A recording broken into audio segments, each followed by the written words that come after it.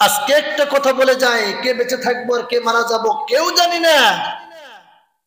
এখান থেকে 10, 20, 30 বছর পরে আমাদের লেডি ফেরাউনের উদাহরণ দিয়ে আলেম ওলামাদেরকে সামনে রেখে মানুষ কথা বলবে। কথা বলেন ঠিক কিনা?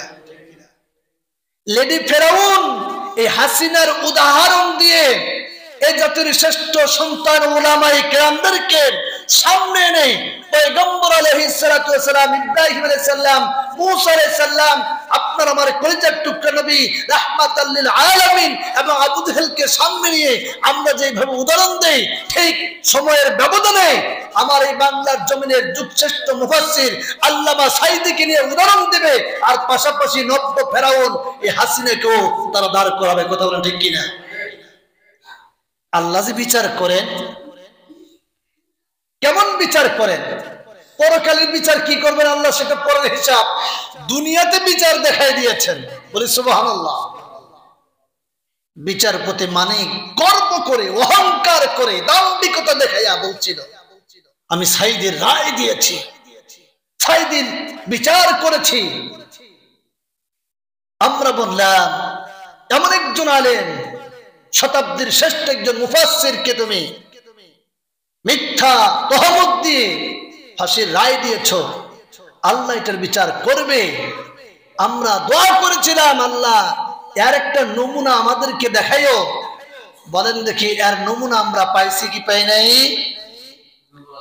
কানা মালিকের এই কালা মালিকের বিচ্ছি শুদ্ধাই উড়াই দিয়েছে জনগণ। আচ্ছা ঠিক আছে, পয়সা আমি দেব, আমার ভাই বোন দেবে, আমি দেব। আমরা আমাদের পয়সার কোনো প্রয়োজন নেই, ঠিক আছে? আপনি যদি সেফটি মানে ফালতু লোক 2 টাকা একজন না, ফালতু লোক। আমি এই দেশে এত কষ্ট করে এসেছি কি বাংলাদেশে ফেরত যাওয়ার জন্য? জি না জি না। আচ্ছা ঠিক। কলা পাতার মধ্যে ঘুমাইছে, তার সাথে অর্থ সম্পদ যা ছিল জনগণ সেটা কেড়ে নিয়েছে, মারধর তো ফিরে দিয়েছে। কি করুণ অবস্থা!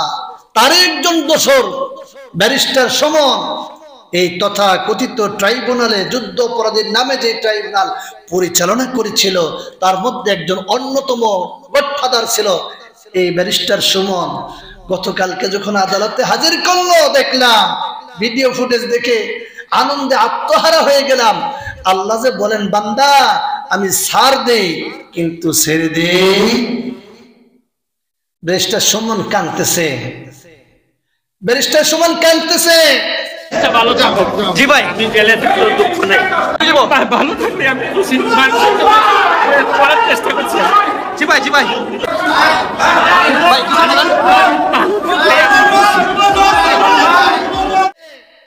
এর কান্নার অবস্থা দেখে আল্লামা সাঈদী সাহেবের সেই কথা মনে পড়লো। সাঈদী সাহেব বলছিলেন আমাকে যারা রাজাকার বলবে ওরা পিতৃ পরিচয়হীন যার সন্তান।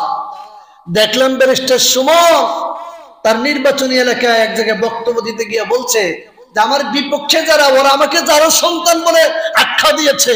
দাঁড়াইয়া আমার গালাগালি বন্ধ করা হয়েছে। আমি একটা নির্বাচন করতে গিয়ে আমি শুনছি যে আমি বাস্টার্ড, আমি জারদ।